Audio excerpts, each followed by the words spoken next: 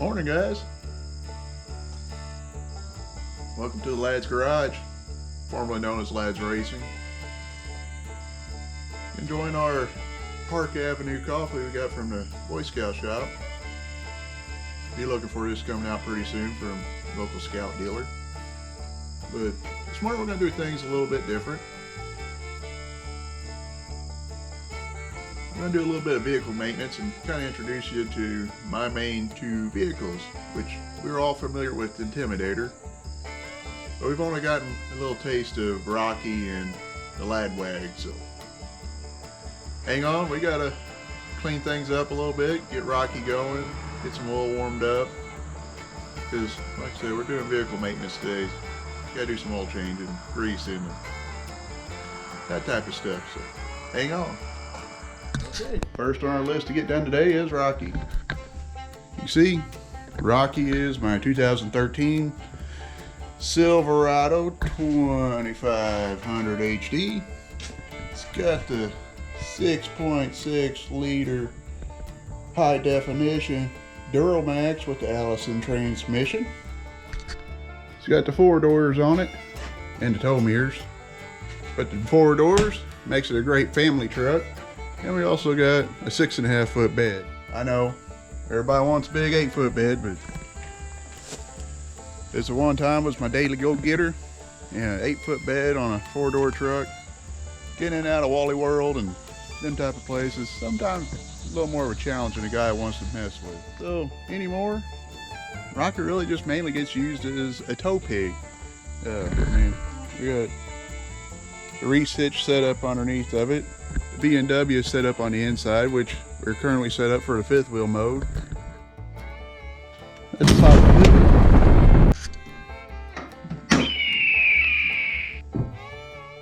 it. As you can see, there's the big 6.6 liter Duramax diesel. You can notice it's still got all the odd and end stuff for all your EPA freaks. You know, you still got the DEF nozzle and all this other stuff up in here for our environmentally friendly stuff. But guys, don't worry.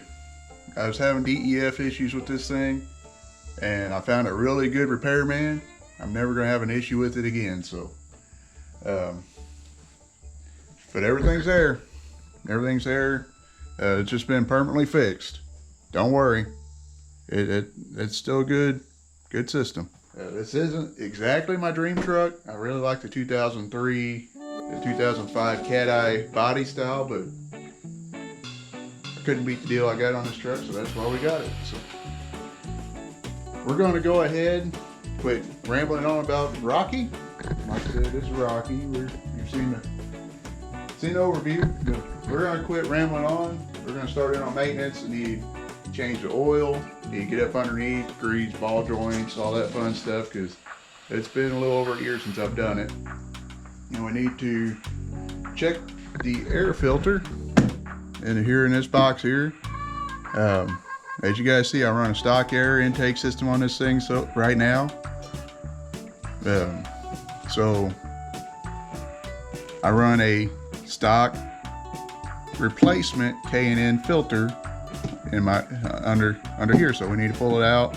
It's been about a year or so since I've cleaned it, so we're gonna pull everything out, clean that, change oil, grease. Reason why? Well, we got a 600-mile round trip pulling the big mobile lad pad, probably close to 7,000 to 9,000 pounds there. And you know, that's a pretty good haul for that much weight. You know, a lot of wind drag. So it could only weigh, if it weighed 5,000 pounds with the wind drag, it could weigh up to 20,000, 30,000 pounds. So.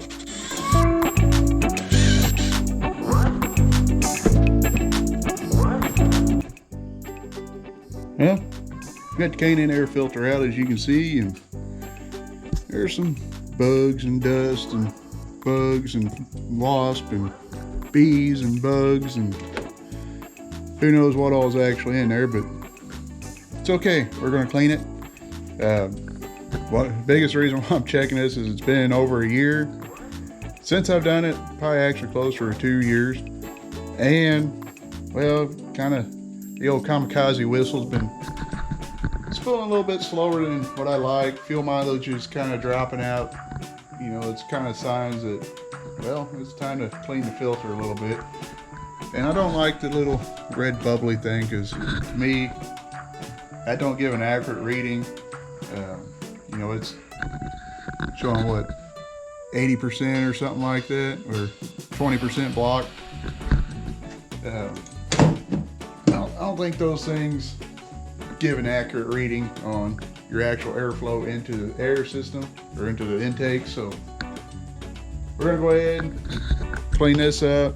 I'm gonna take it down to the shop, blow it out with my air compressor, take it in, put it in the sink, rinse it out really good, let it dry, and put the K&N treatment stuff on there. I got special K&N soap and all that fun stuff. One of the biggest downfalls with K&N is having to oil the filter, but it was in the truck when I bought it, and I'm not paying for another filter. You know, so there's always an argument between the car guys. K&N filters will ruin your engine, and let me tell you, what's going to ruin your engine is your foot 90% of the time. So anytime you are cleaning out an air filter, whether you are just taking an air chuck to your Walmart frame air filter to blow the dirt out so you can get, you know, another couple oil changes out of it, or you're washing and cleaning your high dollar K&N air filter.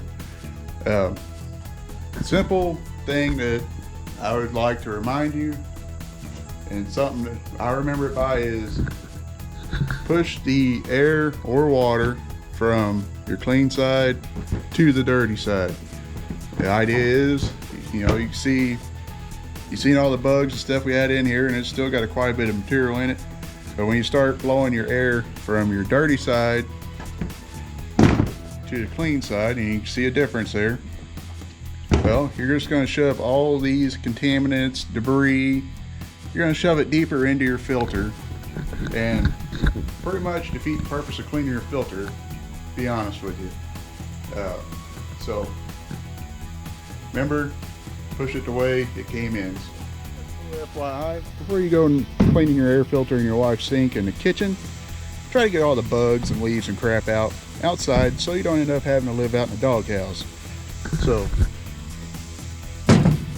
there you go. Take advice from me on that one. You don't want an angry wife.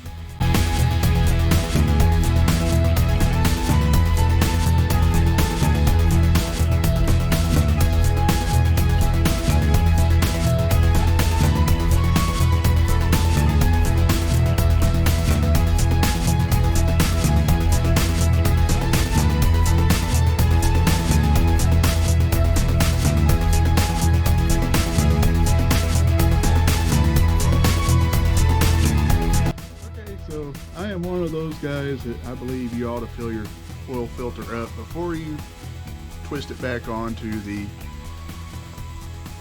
location where it goes. Well, simply because I don't like dry starting my vehicles. But unfortunately on Rocky, with the way it's set up, it's pretty much straight up and down, and well, honestly, you're probably going to dump all your oil out of the filter trying to get it on there. But the important thing is to get the rubber ring around the outside if you run an old style filter, to get a little bit of the oil, whether it's clean oil or old oil. You can lube that old O-ring up. Another thing is, spend a little extra money, get you a good Wix filter. Anytime, pretty much run them on everything. All my cars, if I got a choice between what filter to put on, I always go with Wix. You can go to Walmart, buy you a Fram filter for, you know, $2 or $3 less. But in my experience, back in the days when I was street racing and doing things like that, and just generally running my daily drivers as hard as I could, Fram filters, I actually had 2 or 3 of them fail myself. And then a buddy of mine, we were always messing around together, and he had the same issue with a few Fram filters, just trying to save a few bucks. So spend a little bit more money, get you a good Wix filter. I think K&N makes a pretty decent oil filter too. Anything but Fram. Stay away from Fram. Okay, so in the race car engines, you've seen me use Valvoline VR1 racing oil, which is basically a 1540 oil. Now, in my diesels, from Big Red to Tractor, my old truck Snowball, from old semi Snowball, and Rocky, I prefer Shell Rotella. Now, I don't get paid for none of this, and I don't even get paid for the YouTube stuff yet. But when it comes to running oil, I've used Shell Rotella. I used it back in my older race cars, like the old Yellow Modified, before I had the engine redone. I used it in my mini stocks. It's just been a really good oil. Lubricates really well. Snowball had well over 1 million miles on it before I ever had to do major engine work to it. So I'm a firm believer in the Shell Rotella. That's what I'm going to run in Rocky. Like I said, Shell Rotella. I run a Wix oil filter. So hopefully we can get, 500,000 miles out of this truck before we have to do any major work to it. But, well, we'll see how it goes.